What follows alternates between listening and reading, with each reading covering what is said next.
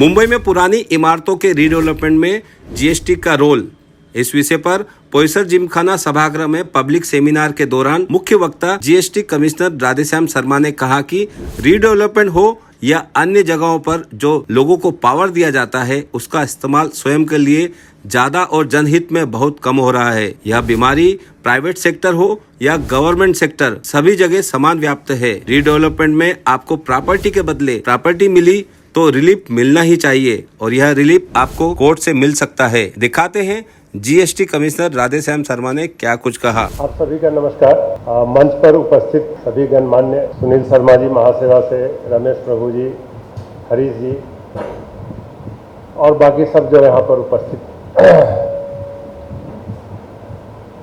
लोग हैं, जो जिनके कंसर्न्स एक्चुअली हम लोग आज एड्रेस करने आए हैं, खास के कोऑपरेटिव सोसाइटीज़ का विषय शायद टैक्स का ही था, लेकिन हमारे माननीय खासदार साहब ने कुछ और भी बातें कहीं जो वस्तुतः प्रभावित करती है, हम लोगों के डेली लाइफ को प्रभावित करती हैं। लेकिन वो कुछ मुद्दे बड़े मुद्दे हैं कि आखिरकार अगर काम नहीं हो रहे हैं तो जनता क्यों नहीं उस अधिकारी तक जाती है, काम नहीं हो रहा है तो जनता या अफेक्टेड लोग उस मंत्री तक क्यों नहीं जाते हैं। क्योंकि जो हमारी व्यवस्था है उसमें जो अधिकार है बटे हुए हैं, न्यायपालिका है, विधायिका है और कार्यपालिका है। तो जिन लोगों की बात हुई अभी ऑफिसर्स की, वो एग्जीक्यूटिव में आते हैं, कार्यपालिका में। जो राजनीतिक व्यक्ति हैं वो आते हैं, वो भी एग्जीक्यूटिव के ही पार्ट है, लेकिन जो विधानसभा हमारी है, विधान परिषद है, लोकसभा, तो अभी ये कुछ बड़े बड़े मुद्दे आ गए जिससे हम लोग वो जो हमारा कोर सब्जेक्ट आज का था कि रीडेवलपमेंट अगर सोसाइटीज का होता है, पुरानी बिल्डिंग टूट के नहीं बनती है, तो उस पर जो रिहेबिलिटेशन कंपोनेंट है, जो ओरिजिनल मेंबर्स थे उनको दोबारा दूसरा घर मिलता है, तो उस पर टैक्स लगना चाहिए कि नहीं।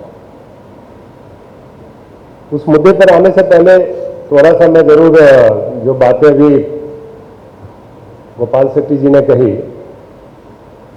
उस पर जरूर कहना चाहूँगा, क्योंकि ये बहुत ही जटिल मुद्दा है। अभी ग्रीन ट्रिब्यूनल की बात हुई, जो नेशनल ग्रीन ट्रिब्यूनल है उसको लाया गया था इसलिए कि जैसे बॉम्बे जैसे शहर में हमारे समुद्र के किनारे जितने मैंग्रोव्स थे वो सब धीरे धीरे नष्ट होते चले गए। उन सब में बिल्डिंगें बननी शुरू हो गई, कहीं पे कानूनी तरीके से बन रहा है, कहीं गैर कानूनी तरीके से बन रहा है। तो आखिर एक ना एक दिन ये तो हमारी व्यवस्था को, इकोलॉजी को प्रभावित करेगा। आज अगर वहां पे कोई समंदर में पानी का लेवल ज्यादा आ जाए तो आपके शहर में घुस जाएगा। जो नेचुरल एक आपका सिस्टम था ड्रेनेज का, वाटर सीपेज का, उसको खत्म करते जा रहे हैं। तो इसके लिए नेशनल ग्रीन ट्रिब्यूनल बना। अब ये बात है कि अति उत्साह में कभी नेशनल ग्रीन ट्रिब्यूनल भी जो कोई प्रोजेक्ट चल रहा है, ऑनगोइंग प्रोजेक्ट, उस पर भी रोक लगा देती है। तो ये सिर्फ एक नेशनल ग्रीन ट्रिब्यूनल का नहीं है। आप बहुत सी बिल्डिंगों में देखोगे कि नेवी का एनओसी चाहिए, कहीं आप देखोगे एयरपोर्ट अथॉरिटी का एनओसी चाहिए, कहीं आप देखोगे एयरफोर्स का एनओसी चाहिए, भले उनका डिपो वहां से 1 किलोमीटर दूर भी हो, और बिल्डिंग इंस्टॉल्ड हो जाती है। 10 माले तक बिल्डिंग खड़ी हो गई, आगे नहीं बढ़ पा रही है क्योंकि यहाँ पर एयरपोर्ट अथॉरिटी का एनओसी चाहिए। तो कानून हमने देश में ऐसे बना रखे हैं, कानून अपनी जगह तो सही है, कोई भी कानून गलत नहीं बना है, लेकिन उसका जो इम्प्लीमेंटेशन है उसमें हमारा बेसिक एक जो वो हमें आज एक पब्लिक मेंबर ऑफ पब्लिक के रूप में, या कोई अधिकारी हो, व्यवसायी हो या कोई राजनेता हो, सबको ये सोचने की जरूरत है कि अगर पावर हाथ में दिया जाता है तो हर आदमी यहाँ पावर यूज करने लग रहा है। अभी बात हुई सोसाइटीज का, सोसाइटीज में जो कमिटीज होती है, अगर कोई अधिकारी या राजनेता है तो राजनेता इलेक्शन जीत के आया है, जो अधिकारी है वो कोई कम्पिटिटिव एग्जामिनेशन कंप्लीट करके आया है। लेकिन सोसाइटीज में पावर आते ही क्या होता है, आप देखेंगे जैसे अभी बात हुई कि वो फिर कहते हैं ट्रांसफर फीस इतना दो। आप ही का फ्लैट रिहेबिलिटेशन के बाद आपको दूसरा फ्लैट मिला उसी बिल्डिंग में, तो जो कमिटी बोलेगी कि इतना पैसा दो तुम्हारा नाम चढ़ाने के लिए, तो वो भी तो गलत है। तो हो क्या रहा है कि जिसको जहां पावर मिल रहा है, वो प्राइवेट व्यक्ति हो या अधिकारी हो या राजनेता हो, वो उसको कुछ आवश्यकता से ज्यादा उसको यूज करने लग रहा है। तो ये हमारी एक सामाजिक समस्या है। हो सकता है एज एक भारतीय पूरे जो समाज है उसमें ये बीमारी है कि पावर दिया जाता है आपको, एक आपका संवैधानिक दायित्व जो है वो पूरा करने के लिए, लेकिन हम लोग सोचने लगते हैं कि ये पावर हमको मिला है तो इससे मुझे क्या फायदा होगा। फाइल अगर अधिकारी के पास जाती है वो भी क्लियर इसलिए नहीं करता है, वो कहता है कि मुझे क्या फायदा होगा। नेता के पास जाती है, मंत्री के पास जाती है, तो वो भी कहता है मुझे क्या फायदा होगा।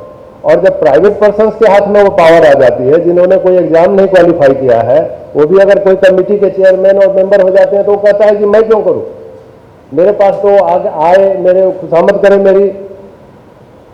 तो ये एक बीमारी है जो हमारे राष्ट्रीय चरित्र में आ गई है। जब तक ये दूर नहीं होगी तब तक हमारी, आप कितने भी कानून बना लो, उसका पालन नहीं होता।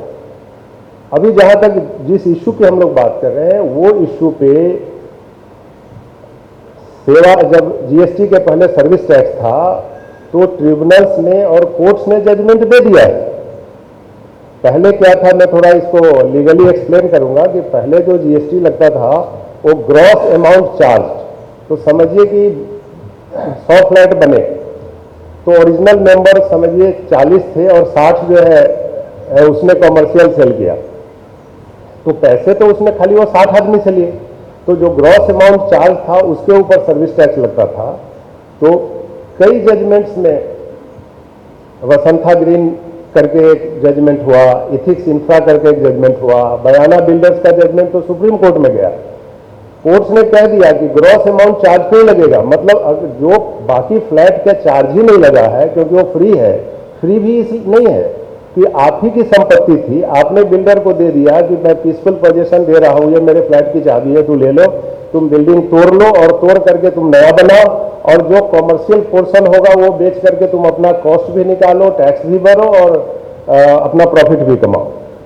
तो इसलिए हम कहते हैं कि आपको फ्री मिला है। आपको कोई फ्री नहीं मिला है, आपको प्रॉपर्टी के बदले प्रॉपर्टी मिला है। अब इस पर जो कानूनी लड़ाई है, वो लड़ाई भी हम लोग ठीक से नहीं कर पा रहे। इसमें कानूनी लड़ाई ये होनी चाहिए कि सोसाइटी या ओरिजिनल मेंबर्स ने जो दिया बिल्डर को, वो क्या दिया, इमूवेबल प्रॉपर्टी दिया, आखिर प्रॉपर्टी तो दिया, और उसको बिल्डर बाद में ओसी के बाद क्या दे रहा है, प्रॉपर्टी ही दे रहा है। तो जब ये प्रॉपर्टी के बदले प्रॉपर्टी मिली तो उसमें जीएसटी है ही नहीं, प्रॉपर्टी के ऊपर जीएसटी नहीं है, इमूवेबल प्रॉपर्टी पे जीएसटी नहीं है, तो लगना नहीं चाहिए। अब सर्विस टैक्स के टाइम में कोर्ट्स ने जजमेंट दे दिया कि ग्रॉस अमाउंट चार्ज पे लगेगा। अभी खाली उसकी भाषा बदल गई है, अभी उसमें यह हो गया है कि transaction value paid and payable. तो अगेन ट्रांजैक्शन वैल्यू वो है जिसकी बिल, जिसकी इनवॉइस इशू होती है। तो बिल्डर तो वो 60 फ्लैट जो बेच रहा है उसके लिए ही इनवॉइस इशू करेगा ना, जो ओरिजिनल मेंबर है उसको तो कोई वो बिल रेज नहीं कर रहा है कि भाई तुम्हारे फ्लैट को मैं 40 लाख में दे रहा हूँ या 60 लाख। तो जब ट्रांजैक्शन ही नहीं है तो उस पर टैक्स कहाँ से आएगा। तो क्या है कि आज सबसे बड़ी जरूरत, अब मैं उस समय मौका नहीं था उनको कंट्राडिक्ट करने का, लेकिन मैं ये पहुंचाना यही चाहता हूं कि जो हमारे राजनेता लोग हैं वो खाली इतना ही इंश्योर करें कि कोर्ट और ट्रिब्यूनल के द्वारा दिए हुए जजमेंट के खिलाफ सरकार फिर दोबारा से अपील में ना जाए। आज सरकार ही सबसे बड़ा लिटिगेटर है। अगर 3 करोड़ मामले सुप्रीम कोर्ट में और हाई कोर्ट में पेंडिंग है तो 2 करोड़ खाली गवर्नमेंट का है। तो सरकार खुद ही ट्रिब्यूनल या कोर्ट के जजमेंट को नहीं मानती है, और रिलीफ आपको कोई नहीं दे रहा है, ना अधिकारी दे रहा है, ना आपको कोई राजनेता दे रहा है। आपको अभी जो बात हुई AAA जो इसमें, और जो 100 रुपये का स्टाम्प ड्यूटी का, वो आदित्य राज बिल्डर्स वाला जजमेंट हुआ है। आई नो दैट बिल्डर, और उसमें जो कानूनी लड़ाई है उसमें भी इनपुट मैंने दिया था, क्योंकि वो जो उनका जो एडवोकेट था वो भी मेरा जानकार था। तो अंत में आज 100 रुपये पे हुआ है कि जो दूसरे एग्रीमेंट है वो सेकेंडरी एग्रीमेंट है, उस पर नहीं लगेगा। उसके बाद महाराष्ट्र गवर्नमेंट ने जीआर पास किया। ऐसा नहीं है कि ये किसी नेता ने या किसी अधिकारी ने कोई पहल की है, आपको मदद सिर्फ और सिर्फ कोर्ट कर रहा है। कोर्ट ने ऑर्डर दिया तो सरकार ने जीआर पास किया। लेकिन सरकार के अंदर क्या होता है कि कोर्ट के ऑर्डर को भी नहीं मानते हैं। हाई कोर्ट का ऑर्डर है, सुप्रीम कोर्ट में चले जाएंगे। फॉर्चुनेटली इस बार महाराष्ट्र गवर्नमेंट सुप्रीम कोर्ट में नहीं गई है, तो बॉम्बे हाई कोर्ट का ऑर्डर था आदित्यनाथ बिल्डर वाला। तो हम लोगों को जो दबाव बनाना है, हम लोगों को ये सरकार को ये दबाव बनाना चाहिए कि कम से कम कोर्ट कचहरी जो कह रहा है वो बात तो इम्प्लीमेंट होनी चाहिए। आज हम लोग जिस बात के लिए खड़े हैं, खड़े होने की जरूरत नहीं थी, क्योंकि सेम लॉ था सर्विस टैक्स के टाइम में, वही अभी जीएसटी लॉ में इनकॉर्पोरेट हुआ है और उसमें ऑलरेडी डिसीजन था कि बिल्डर जो चार्ज करेगा उसी पर टैक्स लगेगा। जो बिल्डर चार्ज नहीं कर रहा है, क्योंकि वो इमूवेबल प्रॉपर्टी उसको मिला सोसाइटी मेंबर से और उसने उसका हिस्सा बना करके उसको वापस दे दिया, तो it is a transaction, it is A barter system. Barter system में दो इमूवेबल प्रॉपर्टी के बीच में ट्रांजैक्शन हुआ। लड़ाई इस बात पर लड़ी जानी चाहिए। तो आज भी आपको कोर्ट से रिलीफ मिलेगा, लेकिन रिलीफ कोर्ट से ही मिलेगा। बट जो जनता का जो या अफेक्टेड पार्टी जो कोऑपरेटिव सोसाइटी के मेंबर्स हैं, वो अगर अभी बात हो रही है कि दबाव बनाने की कि वहाँ परमिशन नहीं मिलता है, तो जो कंसर्न बीएमसी का इंजीनियर है उसके दफ्तर में 200, 500, 1000 लोग चले जाए, तो बात ये सही है कि अगर अफेक्टेड लोग जाएंगे तो दबाव तो बनेगा। दबाव बनेगा तो हो सकता है आपका परमिशन जल्दी आ जाए, ओसी आपको जल्दी मिल जाए, लेकिन उसके साथ ही ये दबाव बने कि जो हमारी ओवरऑल, क्योंकि फिर ये it is a bigger menace affecting our system, कि फिर बार बार हम लोग कोर्ट कचहरी के ऑर्डर को भी नहीं मानते हैं और हम लोग बार बार चले जाते हैं सुप्रीम कोर्ट में। वहां सुप्रीम कोर्ट में अगर कोई रिलीफ मिल जाता है तो गवर्नमेंट उसके खिलाफ रिव्यू फाइल कर देती है, वहां भी नहीं मानते। तो जो रिलीफ ऑलरेडी ग्रांटेड है bye honourable courts and tribunals, वो भी गवर्नमेंट उसके खिलाफ फर्दर लिटिगेशन में न जाए, उसका ऑनर करे। तो आज आप इस बात के लिए हम लोगों को खड़े रहने की आवश्यकता नहीं थी कि आज जीएसटी में पुनः जो जजमेंट दे दिए गए थे, अभी मैंने 3-4 जजमेंट का नाम लिया, उसको सरकार अभी नहीं मान रही है कि ये अभी नया टैक्स है। तो टैक्स का खाली नाम चेंज हुआ है, तो वही पहले सर्विस टैक्स लगता था, अब जीएसटी लगता है। तो इसमें जो एक तो कानूनी पहलू है, तो एक तो है कि कानूनी लड़ाई। अब दूसरी बात, अभी मैं यहाँ आने के पहले कह रहा था, बात हो रही थी, जो रमेश प्रभु जी ने थोड़ा सा उस पॉइंट को टच भी किया है, तब तक शायद माननीय खासदार महोदय नहीं आए थे, कि गवर्नमेंट कह रही है कि हम सोसाइटीज को हेल्प करना चाहते हैं। गवर्नमेंट ने अभी नया नोटिफिकेशन निकाला है, सेक्शन 79A लाए हैं ये महाडा एक्ट 1976 में। उसमें अब जो प्रॉपर बॉम्बे के अंदर जो श्रेष्ठ बिल्डिंग थी, जो पुरानी बिल्डिंग्स है जिसमें लैंडलॉर्ड होता है, लैंडलॉर्ड ध्यान नहीं दे रहा है, बिल्डिंग्स डिलैपिलेटेड हो गई, अब उस पर नोटिस हो गया एमएमसी का, मुंबई म्यूनिसिपल कॉरपोरेशन का। सेक्शन 354 के अंदर उनको पावर है कि 30 साल के ऊपर की जो भी बिल्डिंग है उसका इंस्पेक्शन करेंगे और डेंजरस है तो आपको नोटिस दे देंगे कि घर खाली करो, रीडेवलपमेंट में जाओ। तो अभी नया जो आया है वो सबर्बन के लिए नहीं है, वो श्रेष्ठ बिल्डिंग जो टाउन का है उसके लिए। लेकिन बात तो एक ही है कि आपको भी जैसे महाडा की बिल्डिंग्स है, उसमें भी महाडा भी आपको नोटिस देता है, स्ट्रक्चरल ऑडिट होता है।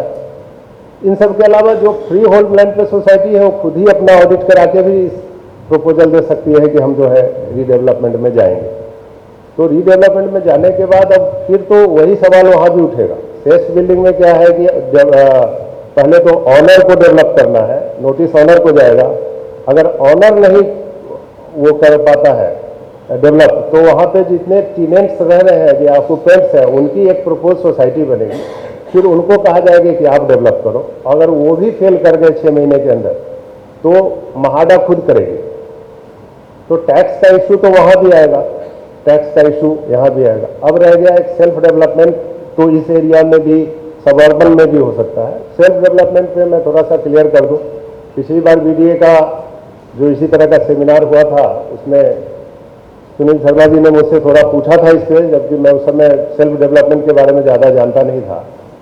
तो लेकिन टैक्सेशन की जहाँ तक बात है उसमें भी वही है, अगर सोसाइटी के लोग मिलकर तय करते हैं कि हम खुद ही डेवलप करेंगे, तो वहाँ पे वो कोई डेवलपर अपॉइंट नहीं करेंगे, फिर वहाँ पे जो जीएसटी होता है उसमें एक सर्विस प्रोवाइडर होता है, एक सर्विस रेसिपिएंट होता है। तो जैसे अगर आप डेवलपर अपॉइंट करते हैं तो वो सर्विस प्रोवाइडर हो जाता है, वो आपको सर्विस दे रहा है और आप सर्विस ले रहे हो, तो वहाँ जीएसटी का प्रश्न आता है। अब आप खुद कर रहे हो तो उसमें जीएसटी का इतना ही प्रश्न आएगा कि जो सामान आप खरीदेंगे, सीमेंट बालू वगैरह सोसाइटी खुद खरीदेगी, तो वो तो जीएसटी पेड आएगा ज़्यादातर, अनलेस कि कोई बहुत छोटे मोटे वेंडर से आप लेते हैं जो जीएसटी में रजिस्टर्ड नहीं है। अब वो तो 20 लाख का ही उसमें एग्जम्पशन लिमिट है, तो ज़्यादातर तो कोई भी वेंडर होगा वो जीएसटी नंबर होगा, तो उस पर आपको जीएसटी लग जाती है।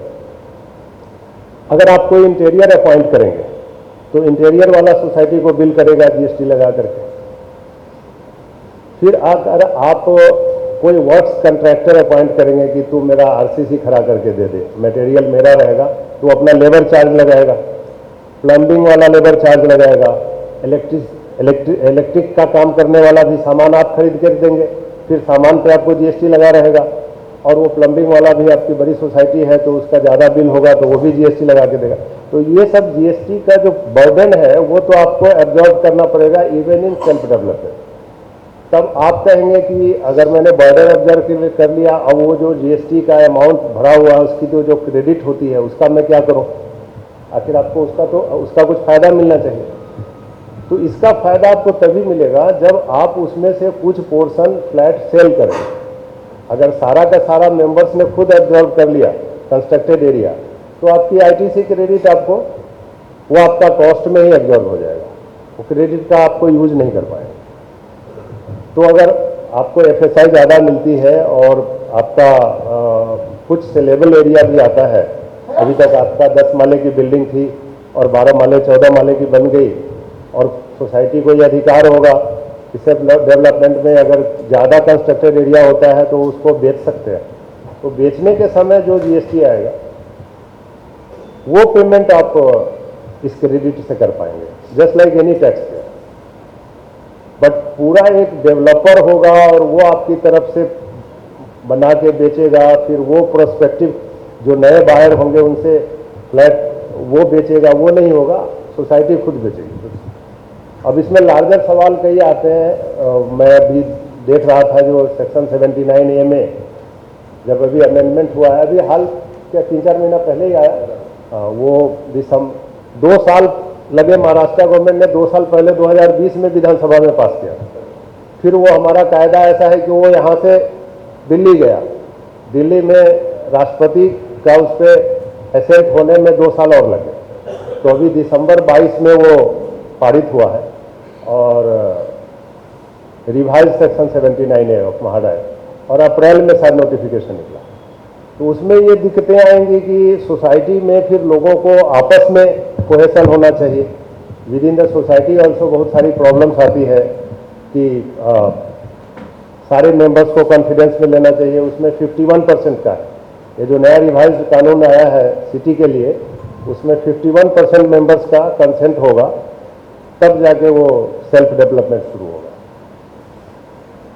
तो सेल्फ डेवलपमेंट यहाँ सबर्ब्स में भी करने में मुझे लगता है कोई कानूनी अड़चन तो नहीं है, कोई कानूनी अड़चन नहीं है। अभी काम स्टार्ट हो गया है, कई सोसाइटीज बनी है। तो एक्चुअली तो अगर सेल्फ डेवलपमेंट होता है तो जो अभी खासदार साहब कह रहे थे कि जो समस्याएं हैं कि वो ओसी नहीं मिलता है या वो हर फ्लोर का अलग अलग परमिशन के लिए जाना पड़ता है, तो जब सोसाइटी के लोग खुद इन्वॉल्व रहेंगे तो शायद वो फिर खुद ही अधिकारियों के पास जाएंगे, 100-50 लोग चले जाएंगे, हो सकता है प्रेशर बने, ओसी भी हो सकता है टाइम से मिल जाए। ओसी का मैं आपको एक चीज़ बताता हूँ कि ये जीएसटी लॉ में गवर्नमेंट ने क्या किया है कि इसमें कानूनी लड़ाई बहुत चली। तो कानूनी लड़ाई ये चली कि आखिर अगर टोकन मनी भी जिस दिन आप बिल्डर को देते हैं उस दिन वो टोकन मनी आप किस चीज़ के लिए दे रहे हैं? एक इमूवेबल प्रॉपर्टी के लिए ही तो दे रहे हैं। ईंट पत्थर से बना हुआ एक मकान होगा, एक फ्लैट होगा, उसके लिए दे रहे हैं। तो जब इमूवेबल प्रॉपर्टी पर जीएसटी नहीं लगती है तो क्यों लगे? तो बाटा इंडिया ने अक्रॉस इंडिया सबसे ज़्यादा वो प्रभावित हो रहे थे कमर्शियल रेंटिंग पे। बाटा का जैसे बहुत सारा हर मोहल्ले में एक शॉप रहता है तो उनको भी जीएसटी लग रहा था। तो ये लड़ाई सुप्रीम कोर्ट तक गई। 2010 में सरकार और सुप्रीम कोर्ट में समझौता हो गया। तो एक लीगल फिक्शन के द्वारा ये व्यवस्था की गई कि जब तक ओसी नहीं मिला है बिल्डिंग को, तब तक तो वो सर्विस माना जाएगा, कंस्ट्रक्शन सर्विस। अगर कोई आपके लिए बना के दे रहा है तो उसको सर्विस माना जाएगा। बट जिस दिन ओसी या सीसी मिल गया, उस दिन के बाद से वो इमूवेबल प्रॉपर्टी हो जाएगा। तो जो फ्लैट ओसी या सीसी के बाद बिकेंगे, जिसकी इंटायर कंसिडरेशन ओसी सीसी के बाद होगी, उसमें कोई जीएसटी नहीं लगेगा। तो अभी जैसे बात कर रहे थे कि ये जो 5% अभी है जीएसटी, तो वो 5% भी अगर सीसी के बाद वाले जो है उस पर नहीं लगेगा। और उसमें कई तरह की कानूनी अड़चने हैं। जैसे उसमें है, जैसे अभी उन्होंने साहब ने बात की कि 100 फ्लैट और 80 और 20, रमेश प्रभु जी ने कहा कि वो 20 फ्लैट बिल्डर अपने लिए रखता है और बाद में बेचता है। एक्चुअली इस पर मेरा एक प्रेजेंटेशन है। जनरली मैंने बहुत सारे बिल्डरों से बात की है, हर कोई चाहता है कि वो जल्दी से जल्दी बेच ले। इवन ड्यूरिंग कंस्ट्रक्शन कोई उसको इन्वेंट्री रखना नहीं चाहता। होता क्या है कि उतने यूनिट बिक नहीं पाते हैं। तो जो यूनिट बिक नहीं पाए वो ओसी आ जाने के बाद वो जीएसटी फ्री हो जाते हैं। अब उसमें फिर जो कानूनी व्यवस्था है उसमें उसको फिर जो क्रेडिट लिया हुआ है बिल्डर ने, उसको डिपार्टमेंट रिवर्स करने के लिए बोलता है कि जितना यूनिट नहीं बिका उतना यूनिट तुम्हारा एग्जेम्प्ट सप्लाई हो गया। अब उसमें दिक्कत ये आती है कि वो कानून की जो भाषा है वो कह रहा है which the builder has developer has earmark for sale after OC. और कोई भी बिल्डर ये नहीं बोलता है कि मैंने 100 फ्लैट में 20 कौन कौन से फ्लैट रखे हैं कि मैं उसी के बाद बेचूंगा। एक्चुअली तो चाहता है वो जितना जल्दी बिक जाए, मेरा पैसे मेरे आ जाए, मैं बनाऊं, छूटा हो जाऊं, मैं दूसरे प्रोजेक्ट में चला जाऊं। तो उस हिसाब से अब उसको आईटीसी अगर डिपार्टमेंट रिवर्स करने के लिए कहता है जो क्रेडिट है, तो वो कॉस्ट फिर वो आपके ऊपर डालता है।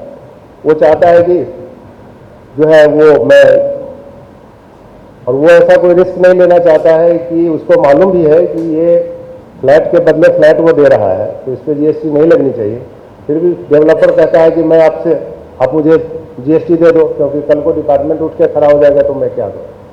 तो ये जो क्लैरिटी हमारे कानून में रहते हुए भी उसका इम्प्लीमेंटेशन नहीं होता है। जैसा मैंने बताया कि सर्विस टैक्स में कायदा आ चुका था ट्रिब्यूनल का और कोर्ट्स का कि ये जो बिल्डर ने चार्ज किया, जिसका उसने बिल रेज किया, ग्रॉस अमाउंट चार्ज पे ही लगेगा। जो आज भी वो 80 में अगर 40 फ्लैट ओरिजिनल मेंबर्स के हैं तो उसकी तो कोई बिल रेज करता नहीं, उसका कोई उसके अकाउंट में कोई कंसिडरेशन, कोई पेमेंट आता नहीं। तो it is a transaction in immovable property. But इस लाइन पे सरकार के पास कोई मतलब कहने वाला होना चाहिए, या जो चारों एसोसिएशन है हाउसिंग का, वो लोग जो रिप्रेजेंटेशन दे रहे हैं वो इस लाइन पे हो और सरकार मतलब मान जाए, या जो कम से कम सर्विस टैक्स के दौरान के जो डिसीजन है उसी को इम्प्लीमेंट करें। इवन अभी जीएसटी में भी अल्टीमेटली ये डिसाइड होना है सुप्रीम कोर्ट से, और अल्टीमेटली कोई भी कोर्ट ये नहीं कहेगा कि जो इमूवेबल प्रॉपर्टी का एक्सचेंज हुआ उस पर कोई जीएसटी लगना चाहिए, क्योंकि जीएसटी का कंसेप्ट ही है शेड्यूल 2 और शेड्यूल 3 में दिया है कि इमूवेबल प्रॉपर्टी के ऊपर कोई जीएसटी नहीं है। तो रिलीफ तो आज न कल मिलना है, बट प्रॉब्लम यह है कि जो पहले के डिसीजंस हैं वो भी इम्प्लीमेंट नहीं होते, गवर्नमेंट खुद उसको लिटिगेशन में जाती है।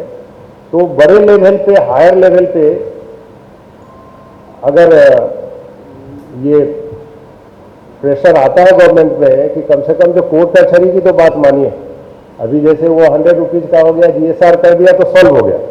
लेकिन उस केस में गवर्नमेंट ने कोई इस तरह का व्यवस्था नहीं की कि सर्विस टैक्स में ऐसा डिसीजन था तो आज उल्टा उन्होंने क्या कर दिया कि नए नोटिफिकेशन ले आए 2019 में, और उसमें टीडीआर का सप्लाई उसको भी टैक्सेबल कर दिया।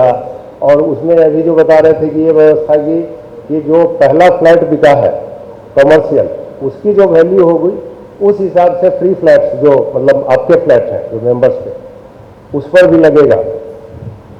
तो ये नोटिफिकेशन के द्वारा व्यवस्था की गई है, इसको जब चैलेंज होगा, अभी तक क्या हुआ है कि 2 ही 3 साल से जीएसटी के ऊपर काम शुरू हुआ है, ऑडिट वगैरह ये सब, तो अल्टीमेटली जब सोकॉल्ड नोटिस इशू होंगे और एडजुडिकेशन होगा तो ट्रिब्यूनल, अभी तो ट्रिब्यूनल नहीं बना जीएसटी का, लोगों को हाईकोर्ट में जाना पड़ता है, वो भी एक दिक्कत है।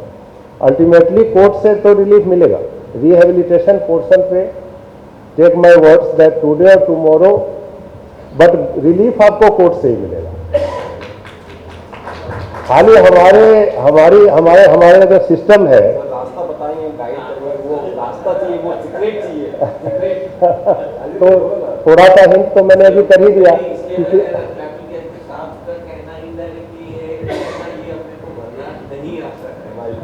हाँ, as a matter of principle नहीं आता है। और सर लास्ट टाइम जैसे अपने सेमिनार में डिस्कशन हुआ तो साहब का एक इनडायरेक्टली कहना है कि एक्चुअली ये भरना आता नहीं है, लेकिन ये कायदा ऐसा बन गया है और उसके लिए अपने को लड़ाई लड़नी पड़ेगी और कोर्ट में केस फाइल करना पड़ेगा और कोर्ट से ऑर्डर लेना पड़ेगा। हाँ, कोर्ट से जो रिलीफ मिले उसको कम से कम डिपार्टमेंट हो, केंद्र सरकार हो या राज्य सरकार हो, वो उसको मान जाए, उसको खिलाफ फर्दर बार बार अपील ना करे। ने खुद भी फाइल किया है एज ए बीडीए ने। उसके लिए अब ये लड़ाई लड़नी चाहिए। बाकी जो हाउसिंग सोसाइटीज के जो कंसर्न है उसमें सेल्फ डेवलपमेंट एक अच्छा विकल्प है, बट ये कितना कर पाएंगे, कितना इम्प्लीमेंट हो पाएगा, वो तो मैं नहीं बता सकता।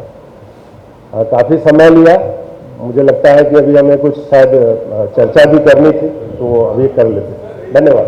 कंस्ट्रक्शन कॉस्ट पर हो जीएसटी, इस पब्लिक डिमांड पर आने वाले समय में सड़क से लेकर संसद तक आवाज उठने की पूरी संभावना है। कैमरामैन अविनाश शिंदे के साथ ब्यूरो रिपोर्ट, महासेवा न्यूज, मुंबई।